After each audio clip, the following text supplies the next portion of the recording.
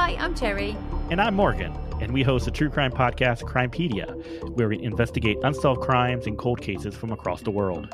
We work with law enforcement and victims' families to help spread the word about cases that need more help. So join us every Tuesday wherever you download your podcasts. And follow us on social media. Just search for Crimepedia.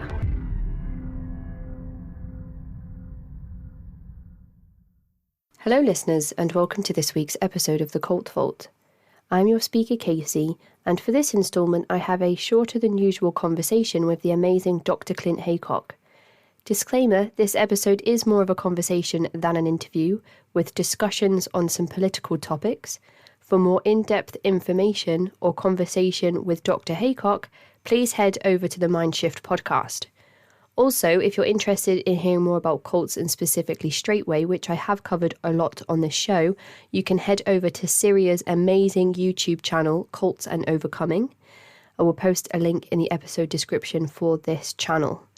And for more from Ciaran Warner, investigative journalist following the body, who we had on the show a few weeks back, you can head over to the Frankie Files podcast, which is a slightly newer show with a hard-hitting perspective.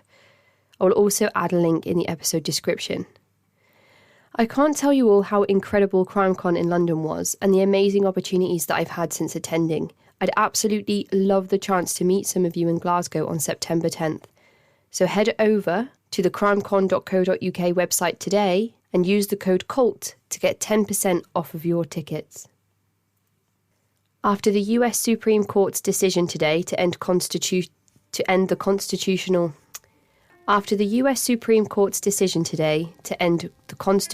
right to abortion, leaving this in the hands of each state to decide how they will handle abortion laws, with many states having trigger warnings in place to automatically make abortion illegal in around 22 of these states, this conversation is more important than ever.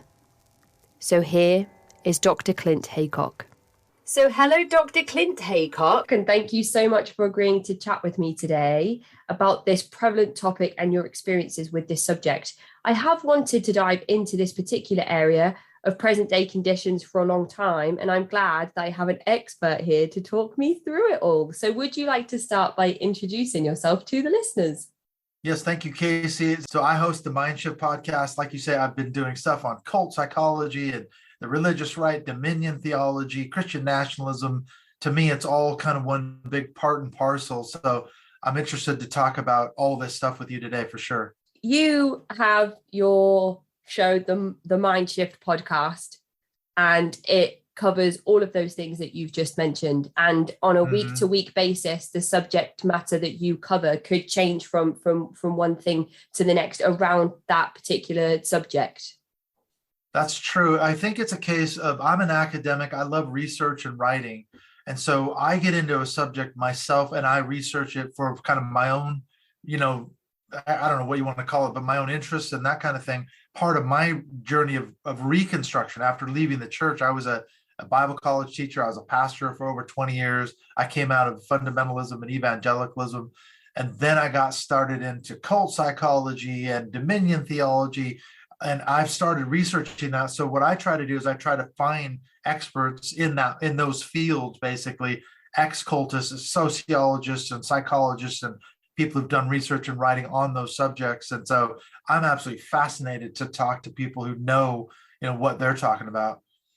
That sounds incredible. And one of the things that I'm really interested in learning about your journey specifically is that we mentioned before we hit record, we're in the same time zone, and your work is predominantly around what is going on in other parts of the world, not specifically always where you're based and located. So do you find that that's just where the topics and the news and the media takes you most of the time, or is it just because the subject matter that you're exploring is more prevalent in those parts of the world? I think so. Yeah. So I'm, like you say, I'm living here in the UK. I've been in North Wales for years. We've been in the UK for about 16 years. I came over here to do a PhD at the University of Chester in Northwest England and just ended up staying on. So it turns out we're not even that far apart. You're not far from where I live now. So we're working on getting together at some point, aren't we? But yeah, that's the thing, is that you find North American religion and politics drive so much of the world. And even though a lot of this, yes, it's based in the United States and North America, it's spreading worldwide. And so I'm trying to educate people on what's going on, because it is driving politics and religion worldwide. I mean, for example, even this war in Ukraine right now with Putin and the Ukrainians, a lot of that has been driven by Christian nationalism. And so we see American evangelicals, they've been involved in Russia since the fall of the Soviet Union, so there again is another example of how the tentacles have basically spread worldwide. For anybody that isn't aware of what these things are and how they separate themselves from Christianity as an umbrella, can you kind of explain to myself and the listeners what dominionism is, Christian nationalism, and some definitions around some of the subject matter that you cover in your show? Yes, I'll give you the thumbnail sketch. I just actually did this presentation, so it's fresh in my mind. I was presenting at the Court 2022, which is the Conference on Religious Trauma, just a few weeks ago. My good friend Janice Selby put that on again, and I was really fortunate to do a presentation on Christian involvement in politics and how that relates to religious trauma. So I went through Christian nationalism, dominion theology. So basically, dominion theology, a lot of it can be traced back to a certain guy called R.J. Rushdoony, and he was a theologian. He was from Armenia originally, was born in the United States, but his parents were Armenian. And he came across with his parents right around World War I. They fled Armenia because of the persecution from the Turks. And he ended up in Southern California, and he founded a movement called Christian Reconstructionism in the 1950s and 1960s. And it's from R.J. Rushdoony, really, that the first threads of what's called dominion theology can be traced. Although you can find it in people like John Calvin and other people, he put all the pieces together, basically. And the argument is from Genesis 1:26, which is the mandate, I guess you could say, in the text of the book of Genesis, when God is talking to the humans that he's created. He says, let us make man in our image, let them have dominion over the earth. And a lot of Christians, for basically since the beginning of Christianity, they've interpreted that from like an environmental stewardship point of view. But Rushdoony looked at it and he said, no, this is a political thing. Christians need to take political dominion over the world, over the earth.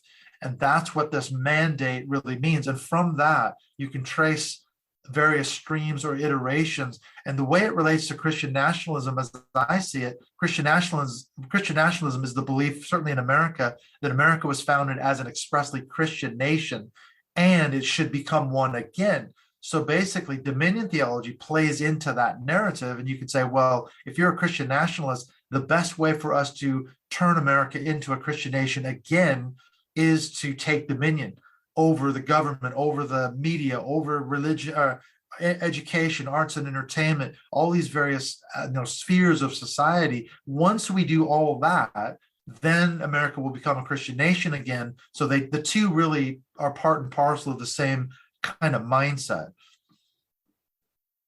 There's so many things in what you've said that are spinning around in my mind right now in terms of some of the things that I've covered on the show recently. And it might be different for the listeners because, of course, with the backlog of episodes that I have, discussions that I'm referencing in my mind might not be released for another 6 to 8 weeks. But there's so much going on in America and the world that makes me think of lots of different things that apply to what you've just said, even down to things like British nationalism that we've been talking about a bit on the show as well, with some other Christian sects and branches that now exist in America that use a lot of those types of references that people have spoken about on the show. And then I was thinking about when you talked about your reconstruction after your deconstruction, that for you must have been such a different journey to what some other people's deconstructions look like, because you're now looking at biblical references and scripture again and turning it on its head in a different way to how you must have perceived it years ago and taught it as a Bible college teacher, and now looking at it from sort of like how other people have used that scripture for political and for cultural purposes, which is just, that's like so many different layers to, I mean, what has that been like for you? Well, I think my doctoral studies really kind of started me on that journey academically, because as you say, one of the things about biblical studies, what you should do, even as an evangelical, I was taught that you need to, when you're talking about a particular interpretation of let's say of a biblical passage or a book in the Bible, you should look at it from the historical interpretation point of view. So in other words, how has that text been interpreted historically throughout the centuries, throughout the millennia? And when you compare those interpretations, you find that it's been, in a lot of cases, radically different. You get completely different interpretations from the exact same text in different Christian and Jewish traditions. So I did that, for example, I did my studies on the book of Ezekiel in the Old Testament, and part of that was to go through and look at the history of Ezekiel interpretation. And that opened my eyes to a lot of different traditions that as a Bible college student, I'd been kind of sheltered from, because I was only given, of course, the one sort of fundamentalist evangelical point of view. So you should do that no matter what you're studying or researching. You need to look at multiple points of view. It's so fascinating. I mean, how did you, when you first started to come across these other interpretations that were radically different from what you'd been taught and what you'd gone on to teach, what was your reaction to some of these different kind of interpretations that you were coming across? Well, it was unsettling in the sense that, like I say, I was always kind of given this sheltered view, and I was raised in a pretty fundamentalist, narrow sect of Christianity. And I was always taught, basically like the book that bears the author's name, that's who wrote it. So Jonah wrote the book of Jonah, Ezekiel wrote the book of Ezekiel, Isaiah wrote the book of Isaiah, Moses wrote the first 5 books of the Bible, the Pentateuch. And it was when I started getting into higher education that I realized, actually, no, these books are made up of multiple sources. They were stitched together by later editors and redactors. And what you find is when you look at the history of the interpretation, they've had to wrestle with those kind of issues. So that started me to deconstruct it, because I thought, wait a minute, this doesn't fit my narrow view of sort of inspiration and inerrancy, where the Bible is completely without error. There's too many factors that enter into the equation to sustain that sort of argument. Of course, there are different versions of the Sure. Bible as well, which again must have been all of that you've just said, just repeating itself from one version of the Bible to the next. Yeah, and you can find that every different translation has a different agenda to it. There's different biases. There's different reasons for why that translation was commissioned in the first place. I mean, going back to the King James Bible, as we know, 1611, King James had a political and religious agenda behind that version of the Bible in English. So it's nothing new in Christianity, for sure, that you've had different translations and different sort of histories. And then you go back to even further, there's different manuscript traditions. It's made up, it was copied in different centers, different parts of the world, so Wow. It becomes a real deep rabbit hole that it's hard to sustain a very narrow fundamentalist, view of the Bible, for sure. And once you start to unravel that, then you start to question, in my case, the God who was behind it, because I was always taught that the Bible was true, it was inerrant, it was without error. And God himself guaranteed that, because he always speaks the truth. He cannot lie. Well, once you start to unpick that, you go, wait a minute, what's the God of the Bible doing that he's not preserving his word, without error and all the rest of it? And that leads you down all sorts of, rabbit trails. And leads you to speaking at a conference around religious trauma and spiritual abuse, Exactly. Which is inevitable, surely, when you're raised to believe that this is everything and it's true, and then to realize that everything in your life that you'd, because surely then you question everything everything you've ever held as 100% fact, and that it 1 + 1 = 2. Where do you start to where does it end in terms of, well, if that's not true, then what about all of these other things that I have in my belief system outside of religion? I can't, my mind is just spiraling with all the of mind reels, as they say. Absolutely. Yeah, because it's all down to identity and your sort of personality. Everything's wrapped up in that package. In my case, I was born into it. I was raised in it. So my identity was only ever the religious identity. I didn't have a pre-religious identity. So if you look at it from a cult psychology point of view, you think, okay, so cults, if you join a cult after you've been, let's say you're an adult, you join a group, and then you get into the religion and then you leave it behind, at least you had a pre-cult or pre-religion identity. In my case, people like me who were born into it, we didn't have a pre-religious identity. That's all we ever had. So when we walk away from it, it's even more devastating, because you've got to then completely recreate, who am I? What is this person? Who is this person? Who do I want to be? And that's a whole different journey. Especially for people from high demand religious groups that find themselves completely on their own if they do decide to take that leap and travel down that path, which of course we've covered a lot on our respective platforms, talking about things that the consequences of leaving high demand religious groups, and arguably might be one of the reasons a group finds itself labeled a high demand religious group in the first place. And one of the things that you mentioned about finding it unsettling to realize that there were multiple interpretations of the same texts that you'd come to know probably off the back of your hand. Were there any particular interpretations that you read and thought, well, that sounds plausible? Because I feel like all the interpretations are so clever in the way that they can explain themselves, that to read multiple things that either any of them could be the correct interpretation, it's like cognitive dissonance in multiple facets instead of just two ideas fighting amongst themselves. Well, it's true. I remember something that actually a Canadian theologian, Dr. Stanley Grenz, he was an evangelical, but he said something that really sticks with me. He said something like, all theology is historically and culturally conditioned. In other words, if you look at every sort of theological time frame where they came up with big pronouncements or catechisms or statements of faith or whatever, those are all driven by a certain historical context. And you find that with scriptural interpretations as well, that I would say most, if not all, scriptural interpretations are also historically and culturally conditioned.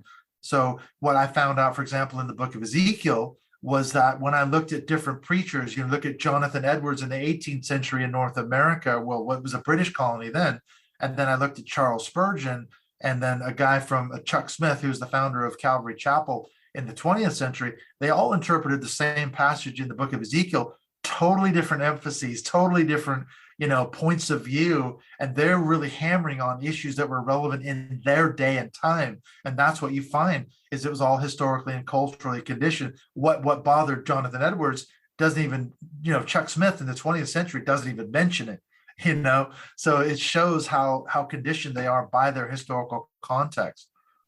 And that kind of leads me nicely onto one of the things I'd written on our question sheet. And it says that on your website, it's written that to understand politics and cult psychology, we need to understand and assess the current conditions of the world. So if they're really pushing in sort of their generation, what is prevalent at the time, it leads us to having discussions around extreme evangelicalism, Trumpism, and Christian nationalism. Do you feel like Trumpism is still a thing, even though he has, as a figure, kind of disappeared slightly since his removal from the White House? Oh, absolutely. I mean, as we know, he's still a major figure. I guess you could say he's still the leader of the Republican Party, whatever that means. I think it's become basically the cult of Trump, which certainly it became during his presidency. If you've read that book, The Cult of Trump by Stephen Hassan, I mean, he goes into the whole thing, breaks it all down, how it works and how it still is working. And that's the fascinating part, is that when you look at the evangelical support for Trump, what's happening now is that they are basically, well, these groups are using the big lie that Trump lost the election because it was rigged and stolen and Biden shouldn't have been the rightful president, blah, blah, blah, blah. They're now using that to motivate their base to vote for their preferred candidates. And of course, ultimately Trump, if he runs again in 2024. So they're actually using the big lie. That's the next iteration of the new movement in evangelicalism. So it's absolutely a thing. They're doubling down on it. And then there's a lot of these prophets who supposedly prophesied that Trump was going to win in 2020. And then when he didn't win, they said, well, actually, no, our prophecies weren't wrong. Trump did win and it was stolen from him. So we were right all along. And now we're even more outraged because we were right and it was stolen and God wasn't proven to be a liar. And I'm not a false prophet. So it's just one toxic mess now. Where does it end at that point, and where can you have a rational conversation with anybody that kind of adopts those values and that belief system, which is quite terrifying, really. Of course, anybody that listens to the show kind of knows that I probably lean to the left and more towards kind of, equal rights for individuals. And the thing that I'm kind of recognizing from my perspective is that as Christianity is almost like an umbrella for many different things that we discuss on the show, various sects that break off from one another and perhaps get more extreme and radical as they kind of filter down. It feels like Trump, it almost is his own umbrella now as a cult of personality, with various cults branching off of that. So you've got kind of the evangelicalism that we see, but it's hard as well because they all seem to kind of merge or blur into one another from time to time, with like the Make America Great Again campaign and QAnon and Trumpism. And it's difficult to see the groups as separate things, but also to recognize that they are at the same time, if that makes any sense to you, Clint. It does. And I think that's why the January 6th insurrection was such a pivotal event, because all those things you just mentioned and more all came together in that one day on January 6th, because you had Christian nationalists that had placards and signs and waving Bibles and, Jesus saves and Trump is our savior and all the rest of it. Then you had that blended with QAnon. So you had that going on, but you also had these far-right militia groups like the Proud Boys, the Oath Keepers, the 1%ers, or the 3%ers, or whatever they are. And they all came together under that umbrella of Trumpism to try and, overturn the election results. And that's when it all sort of came together.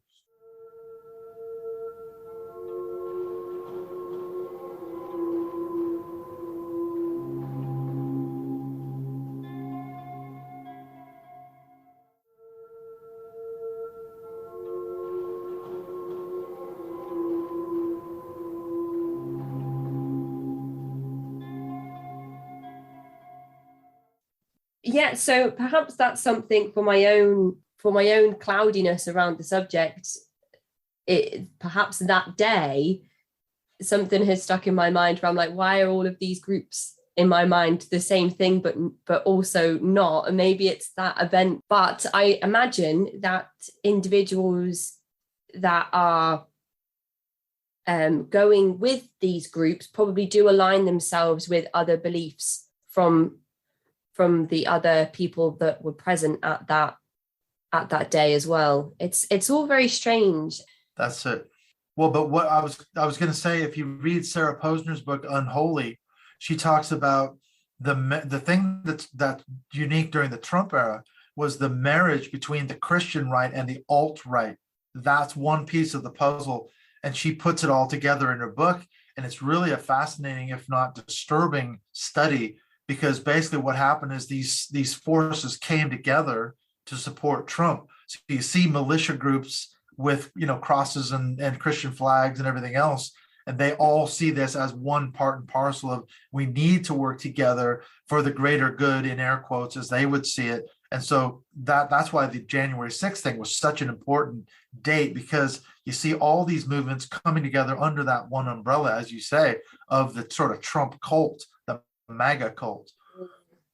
And I suppose the bolstering and the encouragement and the enabling that comes with all of those idealisms in one place is quite a dangerous thing, considering that there are radical extremist views held by members of those particular groups, and also the policies around firearms and things that exist in America that we don't have over here. There are still guns around in, we were just talking about Liverpool before, gangs and drugs and the criminal underbelly in Liverpool is something that people probably know about. I still argue that Liverpool is one of the most beautiful and welcoming cities in the entire world, and that there is a criminal underbelly wherever you go.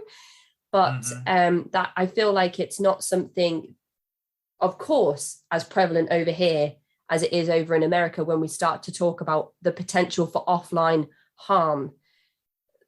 And it kind of feels almost as if that's where some of these rallies are heading. And it's really scary to watch from over here. So I can't imagine how it feels for people that are actually existing in those environments. Mm-hmm.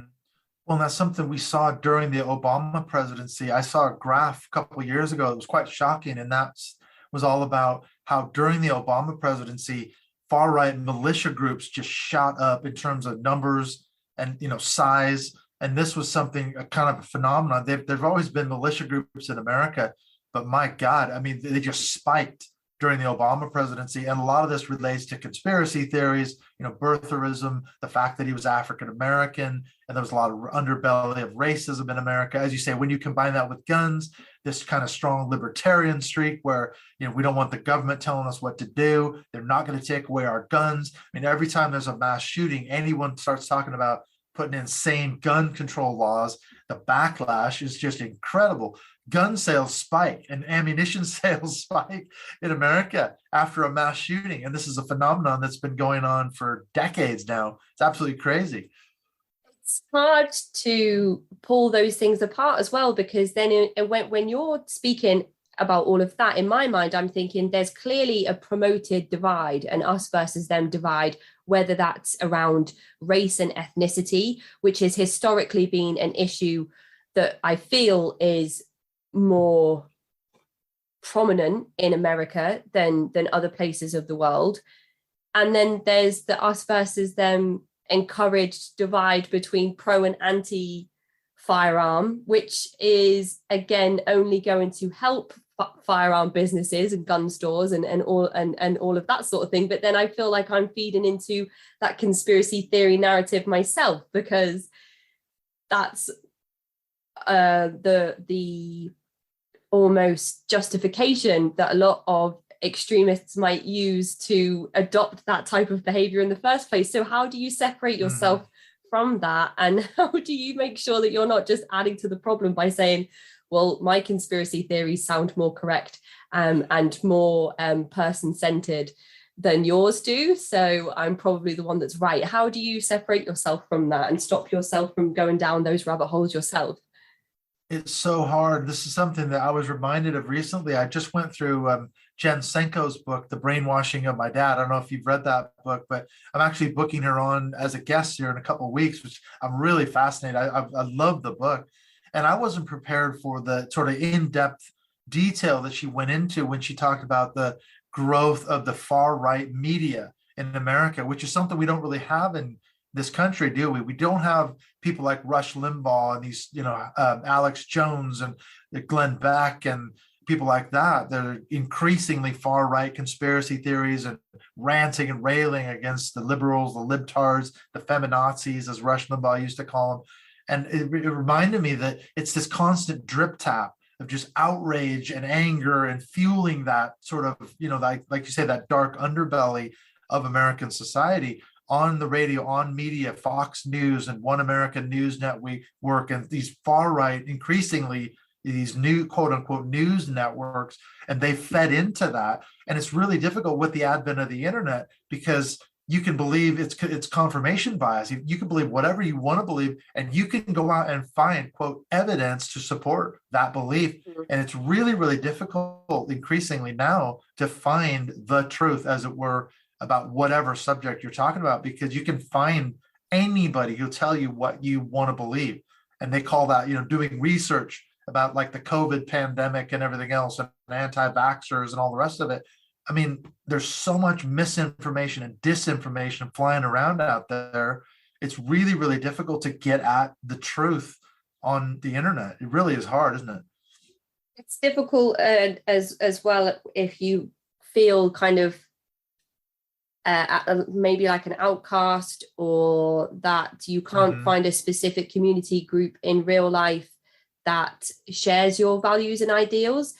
But it's guaranteed that somewhere on the internet there will be a space that caters for your exact like niche interests, kinks, quirks, whatever it may be. You're sure to find that community. And of course, absolutely, with that, there's the potential for love bombing, and then of course, then straight away we're into that territory of undue influence and potential coercion and manipulation. Kind of going back to something that you mentioned about the cult of Trump, there's a big section in that book where Steve Hassan talks about disenchantment at the turn of the century that led to a lot of these new religious movements and high demand religious groups that actually crop up and exist and take advantage of a lot of the young people in places like America. And we saw that again in the 60s and 70s in a lot of the groups that we talk about on the show today. I think that's the Jesus movement. Is that the right thing to reference? That's certainly one part of it. Yeah, the hippie movement that came out of that in the 60s and 70s. Yeah, a lot of these hippies that got evangelized, and like they didn't cut their hair. They wanted to play rock and roll music. That's where a lot of the Christian contemporary worship music comes out of, is that time period as well. So we can kind of trace groups like the Children of God or the Family International back to those periods of time, and we can look at how a lot of the same belief systems and values were taken and applied to a lot of the youth of that time who were going through these motions of, leaving home and trying to go in search of something bigger than themselves. And a lot of people that I've spoken to on the show, I remember the author of Cultish, Amanda Montell, said this when I spoke to her, that we are ripe. I think that Yanya said this as well, like we are currently ripe for that to happen again. Exactly what Hassan talked about happening at the turn of the century. And then again in the 60s and 70s, it feels like we're right on that precipice where, or perhaps even right into it now if we consider QAnon, where people are fed up with the mistrust they feel for the government, the state of the economy in the world. If you throw the pandemic in there as well, which even without that, this could probably all still be happening. It's almost as if people are in a place where if somebody comes to them with solutions and ideas and promises of the truth that could fix all of the discontent that we feel about all of these things, that we might just be swooped up into it. Well, it's interesting you mentioned Amanda Montell, because I just finished going through her book, Cultish, and that was off the back of Jen Senko's The Brainwashing of My Dad. And I thought there was a lot of overlap between those two books because, okay, Jen Senko lays out the foundation for the far-right media and people like Rush Limbaugh and Alex Jones and these really far-right conspiracy theory, people that push these things on far-right media in America. But then Amanda Montell, she talks about, how cults take advantage of people, as you say. And you think about that, how Trump, for example, was able to do that. He comes along in 2015, 2016. There's a lot of outrage, and there's people in the Midwest, they've lost their jobs. yet they've been taken advantage of by decades of policies that went against them. But he was able to feed into that outrage and the anger and the resentment. It's all about grievance politics, as you say. And he tapped into that resentment and rage of his base, and he just fed that the whole 4 years of his presidency. And people like Rush Limbaugh had been feeding that for decades before. So this is nothing new. He comes along at just the right time, taps into that outrage and resentment and anger. And so, yeah, a political cult of personality, gets off the ground, and look at where we're at today. My understanding of a lot of religious groups, some don't vote, some don't take part in politics. So how is it that there is all of a sudden such a big merge between those two things and such an agenda that combines those two things together? Well, I wouldn't say it's a sudden thing, because you have to look at the history of where the Christian right came from in America. And it's a long story. We don't have to go into all the details, but a lot of it can be traced back to when Jimmy Carter was elected president in 1976. And that was voted by Newsweek magazine. The story was 1976 is the year of the evangelical. Most people in America didn't even know what an evangelical was. And they realized there's this huge potential voting block, I should say, just sitting there that needs to be tapped into. And that was the basis of the organizers of the early Christian right that said, wait a minute, we need to tap into that block. That could become a giant Republican base. And that's really the base that ultimately would become the Trump base. It was nothing new. That base has already been there for decades. They were tapped into to vote Reagan into office and George W. Bush. And, so these people were being, I guess you could say, manipulated by the people at the top. The guy like Paul Weyrich, for example, he was a big name because a lot of people had never heard of him, but he helped organize things like the Heritage Foundation. He helped Jerry Falwell come together and put together the Moral Majority in 1979. So he was responsible for a lot of these think tanks and organizations that would ultimately become sort of the basis of the Christian right way back in the 70s and 80s. So this has been a long time coming. It's not a new thing by any stretch. I would like to speak to you about you as an individual, Clint, if that's okay. Sure. So, yeah, absolutely. Which church was it that you were a minister for? Well, it was a non-denominational church in Portland, Oregon. So I was just the drummer on the worship team.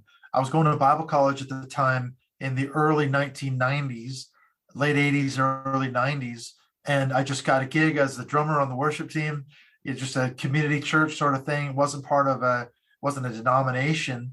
And I just stayed on probably longer than I should have. I stayed there for 12 years. I ended up becoming an elder, then the head elder, then the senior pastor after 12 years. So I was there a lot longer than I originally intended, for sure. I was just going to play drums, on the worship team. That was it. Is that something you still participate in now, even after your journey through deconstruction? You mean playing on worship teams? Or drumming and music? No, I still play the drums here in North Wales. I played in a couple different bands, but I'm into like heavy rock and blues. So I play in pubs and clubs all over, basically North Wales, the Northwest area. I mean, you're in a great part of the world to do that sort of thing. Yeah. When you talk about cozy pubs and live music, I feel like that makes me want to go and sit down for a beer right now, actually. Oh, man, I would love to have a pint. We've got some gigs coming up, so it might not be too far for you, so I'll let you know. Absolutely, yeah. I think we're probably actually only like 30 minutes away, which is true. We're wild very close when we talk about, individuals all over the world that we've had the opportunity to speak with. But you've given us a little bit of information around how, when, and why you became involved in your church. And was it through your family's influence that you stayed on, or was it just through these extra responsibilities and roles that you found yourself in that you continued your journey into becoming a minister for your own congregation? Well, I think at the time when I was growing up, I would say oh, I wanted to be a pastor, I wanted to be a teacher because that's how I'm wired. I'm a teacher. I've always been teaching some subject, whether it's the Bible or now I teach, carpentry and multi-skills to military veterans. That's what I do for a living. It has nothing to do with religion at all. And yet I think now, though, looking back on it, I experienced a lot of religious trauma growing up as a kid in a very fundamentalist home. I say now I was raised in a cult. I was raised in a cult where my parents followed a guy called Bill Gothard, the Institute in Basic Life Principles. I'm sure you've heard of Bill Gothard. It used to be called the Institute in Basic Youth Conflicts when I was a kid back in the 70s. And it was very strict, very fundamentalist. I think it was a cult, absolutely. And I experienced a lot of religious trauma. And I think I wanted to become a pastor and a Bible college teacher to help people avoid some of the pitfalls and issues that I fell into when I was a young kid. And I think that was a lot of my motivation at the time, even though I didn't realize it. But I see now I think that's what I was doing. Even unconsciously, I was trying to help people avoid that religious trauma, although I wouldn't have seen it like religious trauma at the time. But now it absolutely was. I've had a lot of, therapy and counseling around that issue to help come through all that and avoid being triggered and everything else. That sounds like an incredible journey.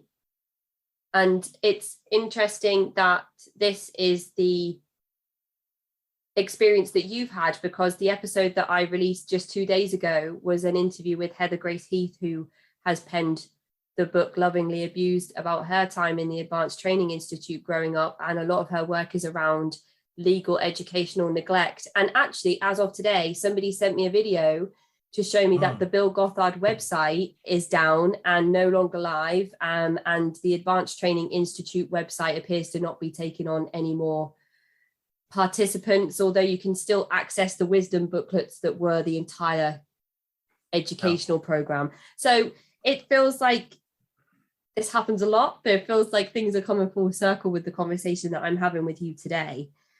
And it's really amazing how our brains, even under such strain and duress, can give us these signs and signals that perhaps there is something not quite right, or something that your brain wants to process on another level that you're not able to do at that time. And you saying that maybe that's always what you were trying to do without realizing it, in terms of your deconstruction and teaching others around the experiences that you've had to stop them from having those same experiences. That's really such an interesting thing to consider about our brains and how they work. Mm-hmm. Well, and I think the whole piece about education, as we know, one of the the best ways you can recover from a cult or controlling religion is to educate yourself on the psychology, the tactics that were used on you, the sort of historical milieu that led to the religion or belief system that you were a part of. So, I mentioned earlier, we talked about R.J. Rushdoony. He was the father of Christian Reconstructionism. One of the interesting things I learned about Rushdoony was he was one of the pioneering leaders in the early Christian school and homeschooling movement back in the 70s and 80s. So even as a child, growing up in the context of Christian schools and I wasn't homeschooled, but I know a lot of people who were, like you're talking about. And part of the Bill Gothard thing was the ATI, which is a homeschooling arm of his cult.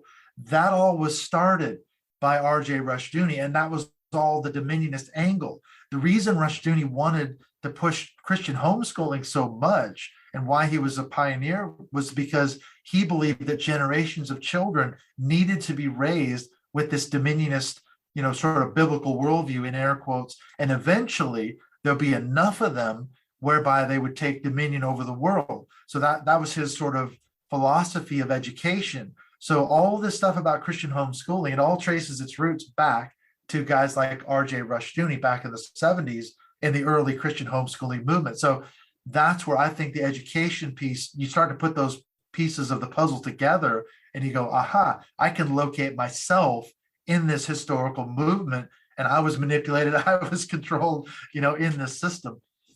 That is absolutely fascinating in terms of what is currently going on in the world as we are having this conversation. And that is one of the questions on the list. And I'm just quickly scribbling notes so that we can talk about this in a second. But in order for us to have this conversation today, things took a significant change in trajectory for you and your life. And you talked a bit about higher education. Is that kind of why and when you left your position as minister, or what did that journey look like for you in terms of realizing that maybe there was a big change in your life on its way? Well, it was a big change in the sense that when we came over here to the UK, I'd come off the back of a traumatic experience. Like I mentioned, I used to be a pastor of a church in Portland for 12 years. The last several years were very traumatic. The church ended up actually closing down. We closed the church because it was headed to what looked to be like a very ugly church split. So we kind of proactively closed it down. We shut everything down. And of course, I was blamed for everything. It was my fault. I was behind the whole thing like a puppet master pulling the strings, which none of which is true. But after that, I came over here with my family and I wanted a major life change. And I wanted to get back into academics. I wanted to get out of pastoral ministry. So I spent another 7 or 8 years teaching and going to the University of Chester to do my doctorate. And that was my sort of last gasp. My thought was, well, I want to teach men and women to become pastors like I was, again, to avoid the pitfalls of ministry and the trials and tribulations, because I've been in the trenches for 12 years. I knew what it was like to be a full-time minister. It's very difficult. It's a super thankless, tiring, exhausting job, or it can be for sure. So again, I was trying to sort of head things off at the pass. But the problem was I was deconstructing my beliefs at the same time. And that got me into trouble, with not only my students, but also the school I was teaching at, because of course I was asking all kinds of questions about the Bible and they didn't know, they didn't know what to do with that. And they were like accusing me of being a troublemaker. And so eventually they were kind of glad to see me go, I think, in the end as well. And I needed to get out. That was the best thing they ever did for me, was make me redundant, which is, basically being laid off, which is what happened to me in the end. Stirring the pot, causing too many ripples. It was becoming a problem. I guess that's one of the main reasons why further education is such a difficult thing for people in high demand religious groups to have access to, or to have encouragement for, permission for, whichever phrase you want to use, whichever the individual circumstances are. It's not always something that's condoned for people within high demand religious groups because of these particular experiences where people have access to this level of secular information or other. Absolutely. And if you come out of fundamentalism like I did, the basic orientation is you have to believe all the right things, like you say, to get into heaven. So I always had this kind of imaginary scenario where, a person dies, it goes to the pearly gates, here's St. Peter, and St. Peter's asking him, well, what did you believe when you were still on earth? And you run through the list of everything you believe. And St. Peter says, well, I'm sorry, you had it wrong. You didn't believe all the correct things. Sorry, you can't come into heaven. You're going to hell. But that's basically the scenario, isn't it? It's like, this is that important that you get it right 100%. And if you start to unravel and unpick those things, man, I can remember being shouted at by a professor in seminary over questioning some biblical interpretations that really offended him. He was screaming at me in his office, and that's how high the stakes were, that you had to get it right, So that was another traumatic experience for me.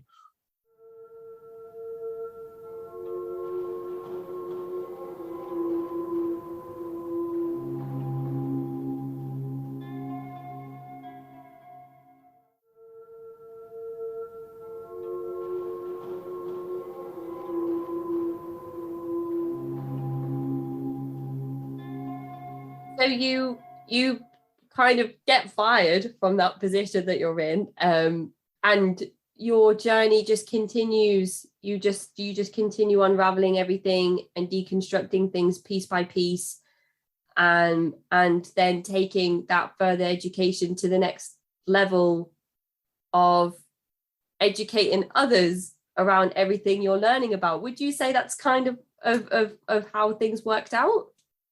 Yeah, that's it. I mean, like I said before, my love is to do research. I love to write.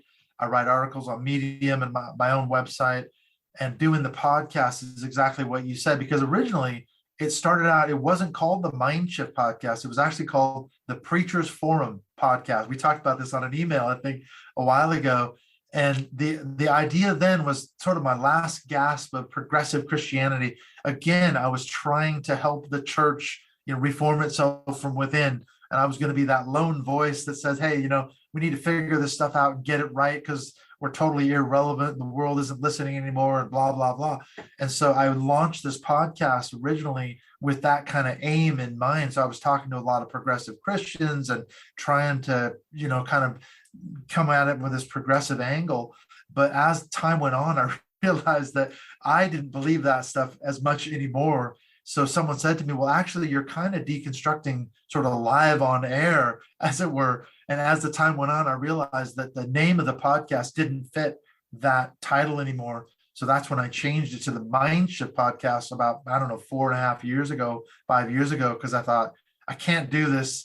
I'm not a preacher anymore. And like I said, I use my education to educate not only myself and the research abilities, but to help other people sort of rebuild their lives after leaving religion or any sort of controlling group behind.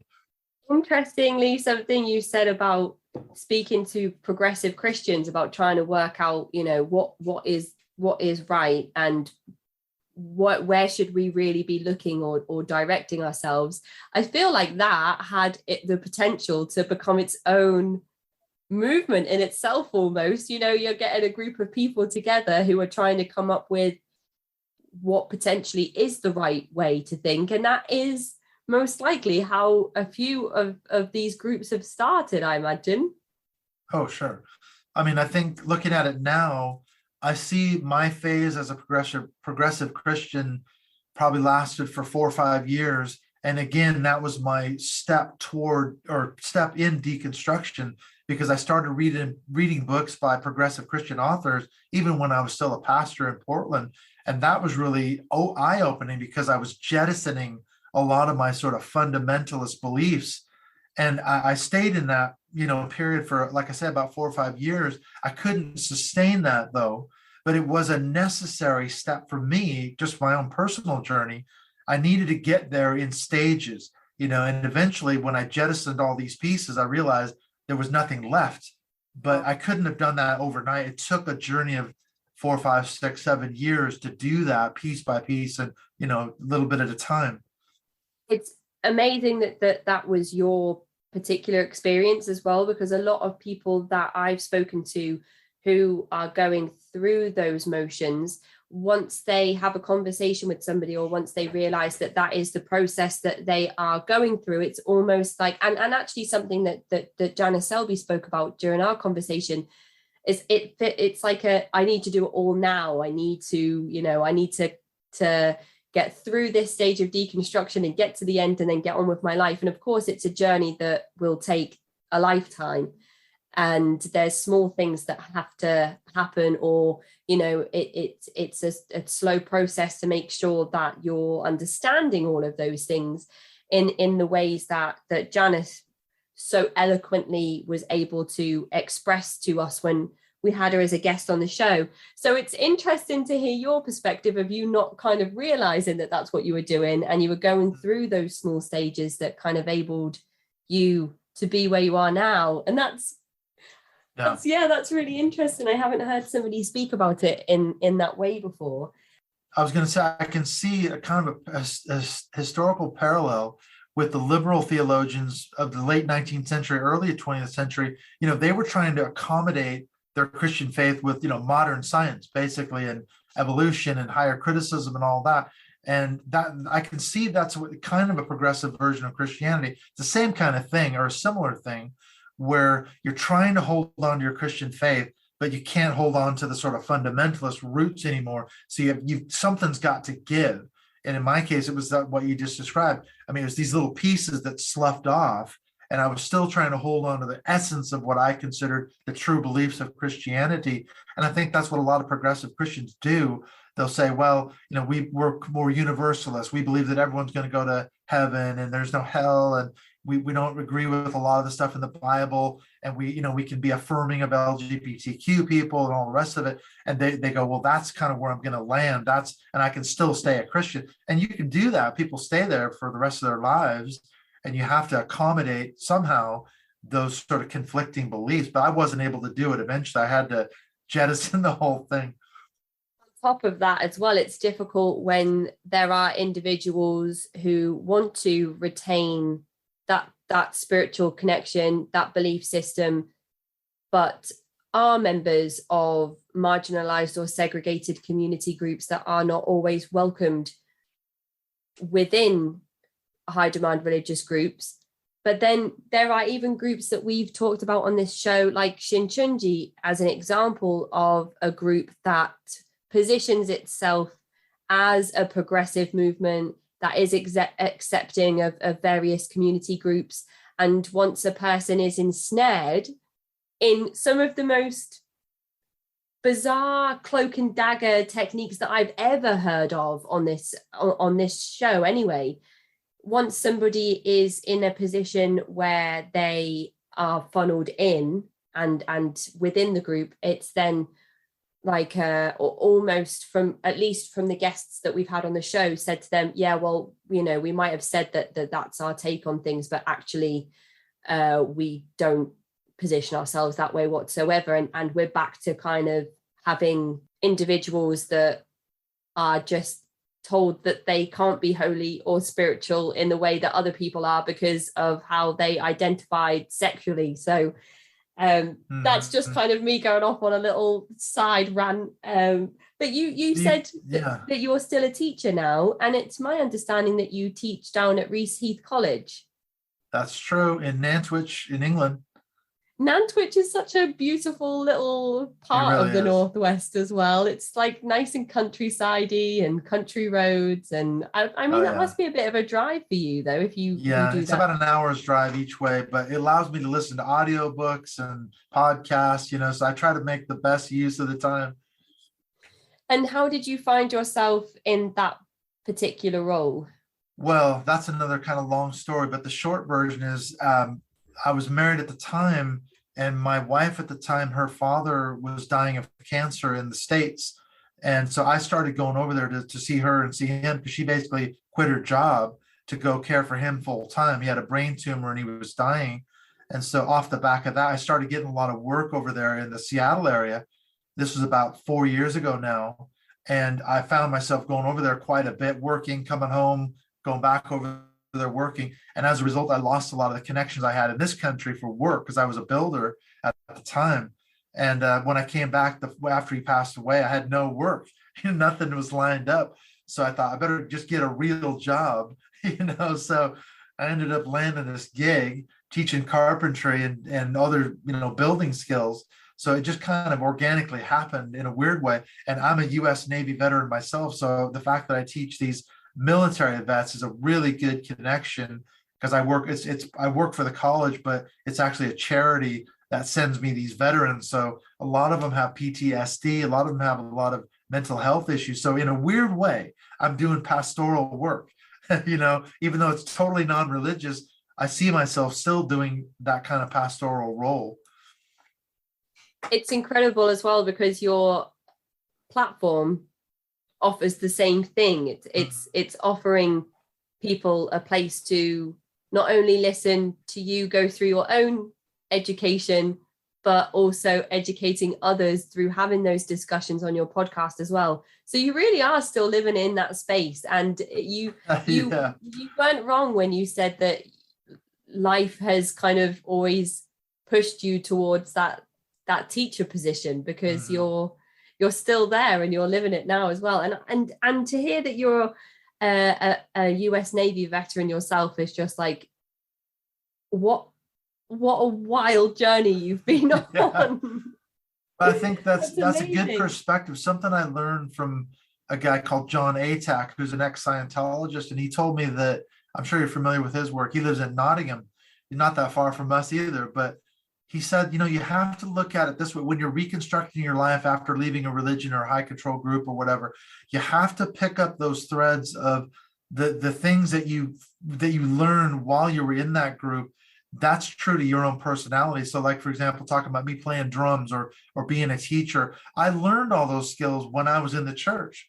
I learned academic skills. I learned how to research. I learned how to play the drums. I learned how to, speak in front of a group. So I've picked up those pieces and said, okay, I'm going to keep that. I'm not a Christian anymore. However, it was not all universally horribly bad. You can pick up the positives and leave the negatives behind and work your way through that. I think that's part of the rebuilding journey as part of this thing of reconstructing. Those transferable skills, that's definitely something to consider. And when I talk about the children's charity that I used to work for before I decided to do the podcast full time, it was a charity that works with young carers who support other family members in the home that need care and support. And these individuals are aged 6 to 18. So sometimes it's a lot of responsibility to put on such a young person. And we always make a point of trying to harness those transferable skills that somebody might learn from caring for an individual, whether that's money management or making phone calls for deliveries and grocery shopping lists and all of these things that would come with somebody caring for another person at a young age, to actually apply that to things like CVs and volunteer positions and job skills when the children are a bit older, because a lot of the time academically they've fallen behind due to their caring role. I think that perspective, it does take maybe years to get to the place where you can start to see, were there any positives? Because I can remember when I first left the church, I was so angry. And that's very common, is you're angry, you're lashing out, you're pissed off, and rightly so. You were lied to, you were manipulated, you were abused, you were controlled, whatever the scenario might have been. And you can't see anything. You're just raging and lashing out on forums and, Facebook groups and Twitter and everything else. But now I'm seeing, okay, the big sea change for me was that piece of reconstruction after deconstruction. I've done the deconstruction, I'm still doing it, but now I've got to rebuild my life, because that's the positive end of it. You say, I can't just stay in the rage and bitterness and anger forever. That's so unhealthy and toxic. A lot of people do, though, but it's not productive. You shouldn't sustain that for years and years and years. It's not good. So you've got to start putting the pieces back together or together in some productive way. It's hard to do. You might need therapy or counseling, but it should be done, I think. And the Mind Shift podcast is a great place to go if you're on that journey or just interested in understanding what that journey might look like for individuals if you're not somebody who's currently experiencing that. And I know that this time is going down. I'll just sort that out again in a couple of minutes. But for the next sort of 10 or so minutes, there are things that are particularly prevalent in the world right now as we have this conversation in terms of Christianity and dominionism. And this kind of comes back to our discussion around the Advanced Training Institute, the quiverful mentality around fundamentalism, the extreme evangelicalism that we're seeing come out of America, and the Roe versus Wade situation that's playing out in America right now as well. So for anybody that's not aware of what that is, could you just tell the listeners, Clint, what that situation is and how it's looking like it's going to unfold? Well, as we're making this recording now, the judgment hasn't come down. The news is about this leak, isn't it, that's come out of the Supreme Court. And when this podcast airs, maybe there'll be an actual decision that's reached. But this is something that the Christian right has been working toward for decades. And the reason they want to overturn Roe versus Wade is their interpretation. It goes back to Christian nationalism. And their argument is that America, like I said before, was a Christian nation. It's kind of strayed from that path. It's lost the sort of righteousness that it had originally, the covenant with God. And because of sins like abortion and same-sex marriage and things like that, God is now, cursing America. So we need to return to becoming a Christian nation again, so God can bless America. One way in which to do that is to repeal Roe versus Wade, to make abortions illegal, and therefore God will start blessing America again. And the Christian nationalism is a lot of what's driving the move to put Supreme Court justices on that are conservatives during the Trump era, Kavanaugh, Gorsuch, and Amy Coney Barrett. That was what was behind that. Once they got that majority, that's why these laws have just now come into play, because they knew they had the majority and they knew that it wasn't going to be repealed. And so this is all a long-term strategy that's been going on literally for decades. This is not a new thing. This has been going on for decades. So this is nothing new here. What is the Roe versus Wade court case for anybody that hasn't heard of that trial before? Well, as I understand it, it was a woman, I think it was a different name, wasn't it? But in 1973 is when the ruling came down that legalized abortion in all 50 states. And what their argument is now, I think with this leak, they're saying when we overturn Roe versus Wade, we're going to kick it back to all the individual states. So we'll let the individual states decide whether or not they will legalize abortion in their particular home state. But one thing I just read on the news the other day, there's now 26 states, so virtually half the states already have what they call trigger laws. So as soon as it gets repealed by the Supreme Court, immediately these 26 states are going to have these trigger laws that come into effect that are going to ban abortion. We've already seen it in Texas and Mississippi and other states. They've put in these super restrictive, draconian anti-abortion laws, and they're just waiting for the Supreme Court to pull the trigger on it. So it's going to be even worse, I think, than it is now in terms of when this actually does apparently get repealed by the Supreme Court. So what are your anticipated consequences if this bill is passed through in terms of dominionism, the Christian right, female autonomy? What are some of the things that we might be facing here if America is to make this decision? It's not good, is it? I mean, history just shows us example after example. Anytime, a Christian religious group gets to be in charge of civic government, it's not a good thing. In fact, I've just got an episode coming out. It'll probably come out before this episode, but it's all about giving us historic examples of what happens in history when Christians are in fact in charge of the civil government. And so it's not a pretty picture. It becomes like a Handmaid's Tale type of existence. That might be a bit extreme, but it's actually not that extreme, because it's these old white men, that are telling women what to do and what not to do with their bodies. We're going backwards in time. This is exactly what I was trying to explain to somebody yesterday.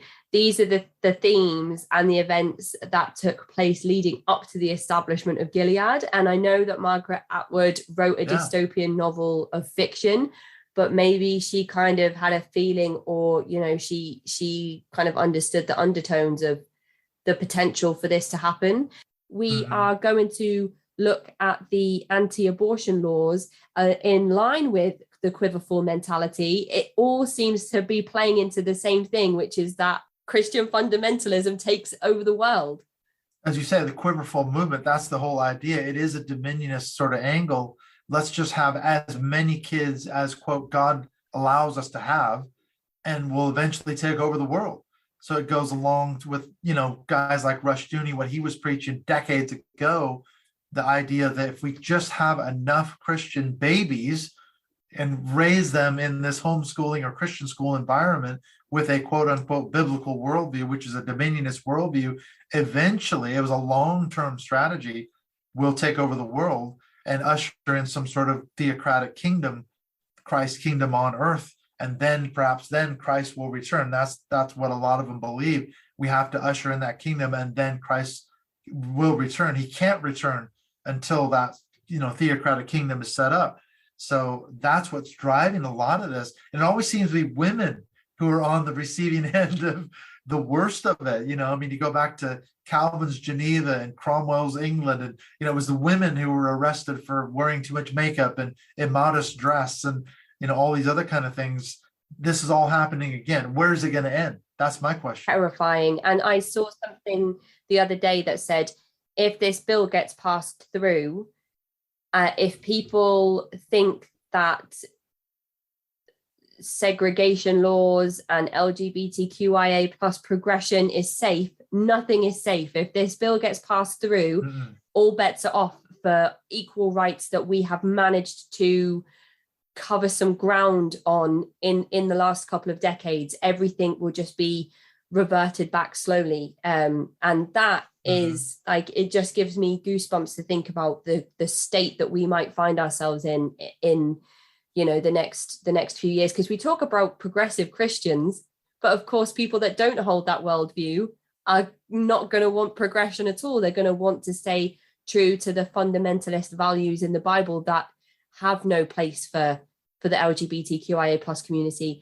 that for some time in some groups that we've spoken about don't have space for people that are, especially if you talk about white nationalism in Christianity, that don't have a place for anybody that is not white in skin color, which is really scary. And so I don't know, it feels post-apocalyptic, it feels dystopian, but it is actually happening and unfolding as we have this conversation.